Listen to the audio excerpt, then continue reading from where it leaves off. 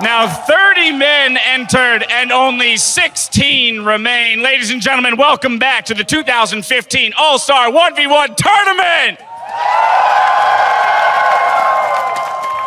Now, we went over this yesterday, but just a quick reminder, we do have a set of guys preparing for their match while the current game is underway, so do me a favor, ignore them while the game is taking place. And now it's that time to meet our first two contenders that will be taking center stage on the Howling Abyss.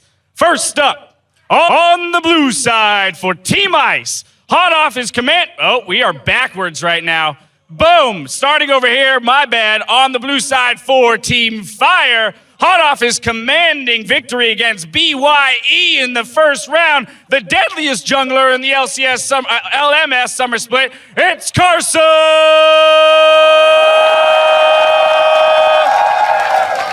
And his opponent on the red side for Team Ice, with a win over the world's MVP under his belt, give it up for Clearlove!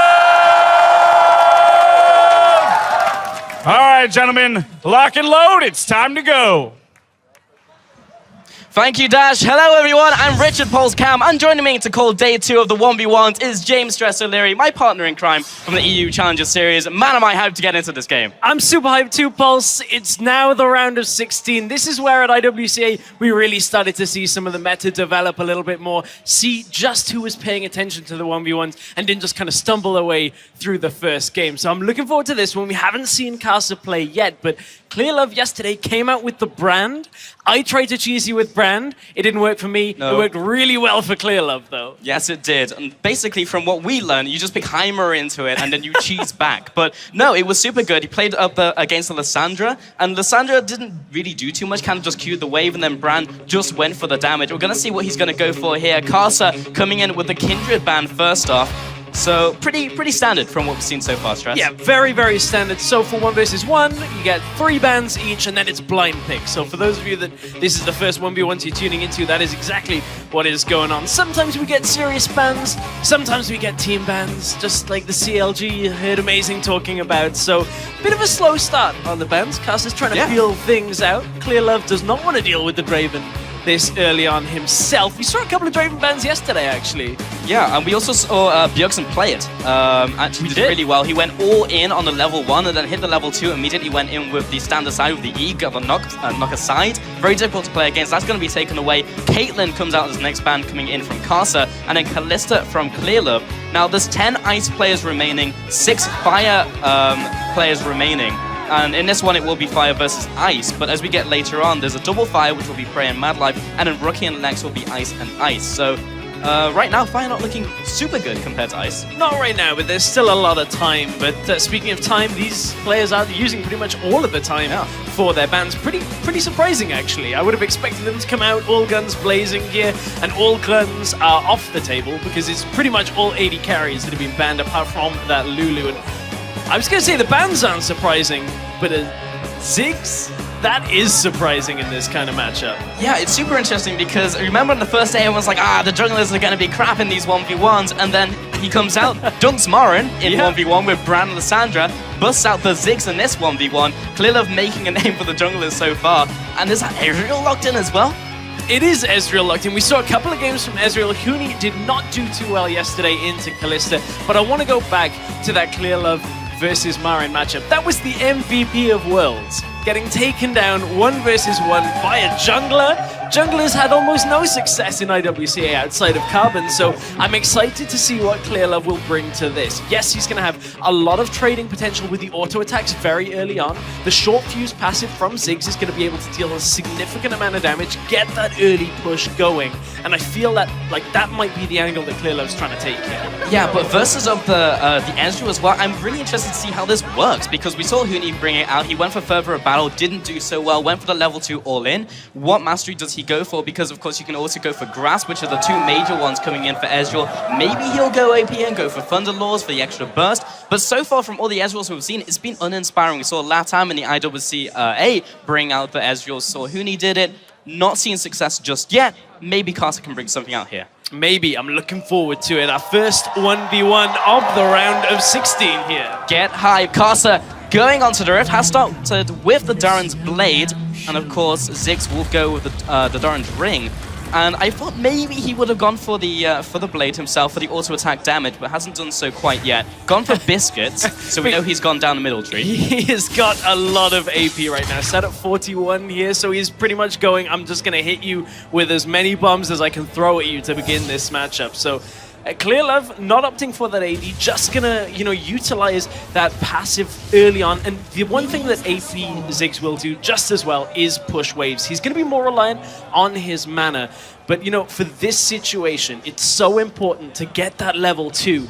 It's the 7th minion of the game will get you level 2. So the first minion off that second wave will get you an early level 2. We'll see how Karsa can kind of combat the push here from Ziggs. Yeah, so far neither players are actually pressuring these minions too hard, and it's just the auto attacks and bombs coming out from Clearlove. So they're actually pushing the wave and trying to get that level 2 immediately. So they're going to be a little more defensive in this 1v1. Bit of housekeeping as well, needs to keep track of those summoner spells. Got the Ignite and Flash coming in from Karsa. So Flash on Ezreal as well. Typically don't see that many people go for Flash, especially on Ezreal, who already has the Arcane Shift on E, but maybe he's trying to outplay the Ziggs with some of the skill shots, because everything is skill shot based. If you're in the middle of the ultimate as well, you should be able to Arcane Shift into Flash to get out of all the damage. Yes, and it's not only summoners that we need to keep track of, it's also the masteries. Clearlove has opted for the Thunderlords here as well.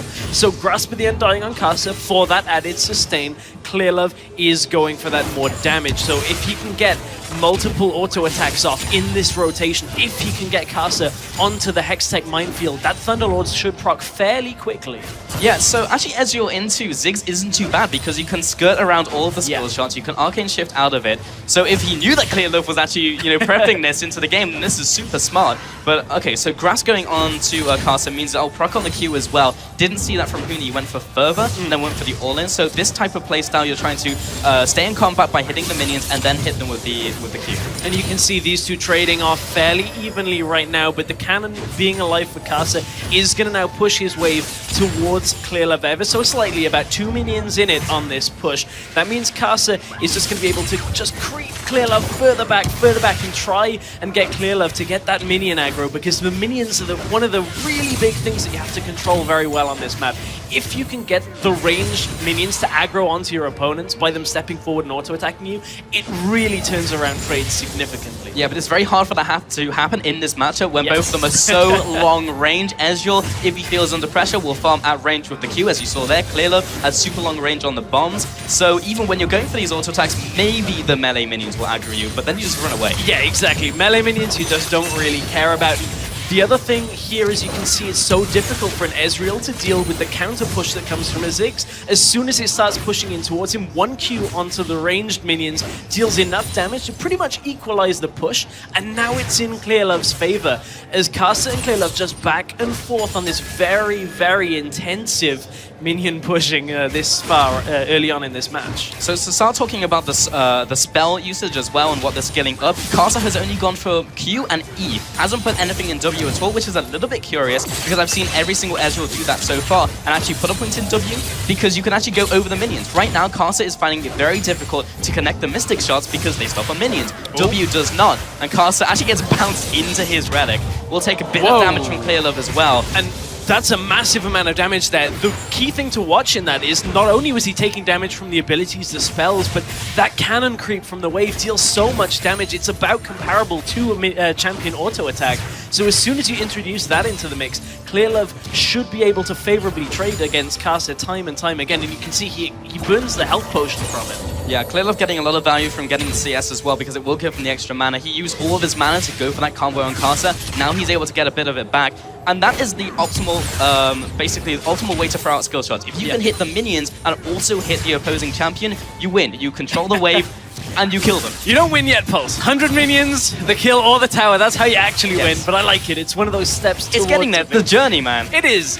and the journey sometimes is where all of the intense play comes from. We saw Froggen versus Faker just get really late on with the minion pushing, very micro-intensive little trades, and here's a trade for you between Clearlove and Karsa, but not a lot of minions around, so both of them are fairly confident in just trading back and forth. Yeah, so far they're literally just trading, so when they go back to base, I'll be interested to see what they pick up, because so far we've seen a lot of AD carries go for Hex Drinker into AP, to go for those all-ins. Level 6 hit by both of the, I want to say mid laners, and I guess it technically is the mid lane, but both of them are now actually going for a trade. Karsa going up against these minions, but taking so much damage from both the cannon minion and that stray caster creep, goes for the relic, goes for the all-in as well. Clearlove dropping low, the barrier has been popped, both ignites go down. Karsa tries to cut the vision, incredibly low. Karsa doesn't have the mana. He can't get it! We'll go for the relic.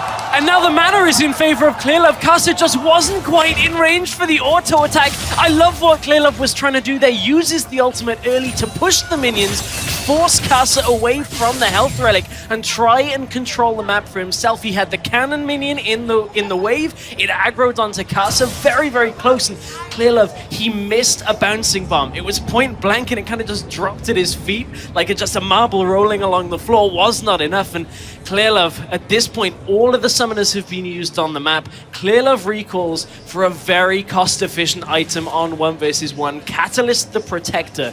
Not only do you get the tanky stats, not only do you get the extra mana, but on the level up, the regeneration effect that you get, the health, the mana bag, is so, so good. Yeah, now he wins the sustain game up against Karsa. Before, we've seen double Catalyst picked up in the Froggen versus the Anivia matchup with Froggen Faker. We saw both of them pick up Catalyst at the same time. That was very important. This time we have AD AP matchup with the Serrated Dirt comes out.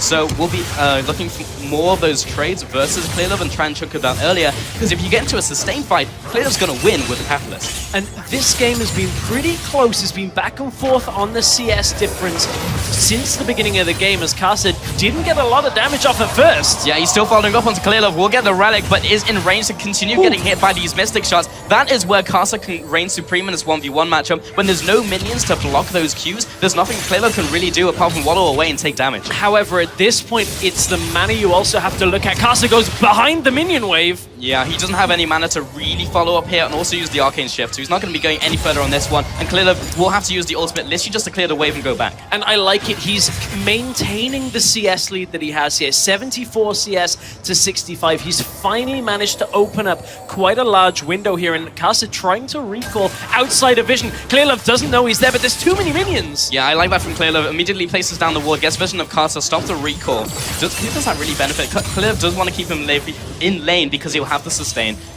Also on his side of the map, we'll have the relic soon. Not only that, but he has the push. He's forcing Karsa to lose minions time and time again by holding him here. 80 CS to 68. This gap is going up every single wave. And Karsa doesn't have anything in his items or anything in his kit to keep his mana up right now. He's really just trying to get the damage down. And when we saw him push Clearlove to the tower, that was his biggest chance really to get something going. Now Clearlove has forced Karsa to stay. This is so difficult. And we're starting to approach 100 minions as well. Karsa will dive after Clearlove, try and get some extra damage down. He really needs this relic. Oh! Knocks him out of range. That's shot as well. And the first blood goes to Clearlove. Really, really well played by Clearlove. That's one of the drawbacks of playing Ezreal for Karsa, is to get most of your damage, you have to bypass the minion wave, go past the range creeps. And there was really nothing Karsa could do. He had to try and do something here, and you can see, watch for that satchel charge. Brilliant placement. Knocks Karsa away. Clearlove, that right there was a great 1v1 That play. was so sick. Both gets the tower shot and the relic, read the situation perfectly, knew he drew him into the situation where Karsa had to go in for the trades, had to grind him out, and it didn't happen. And that was so well played by Clearlove. And who said junglers aren't going to be good in this 1v1s?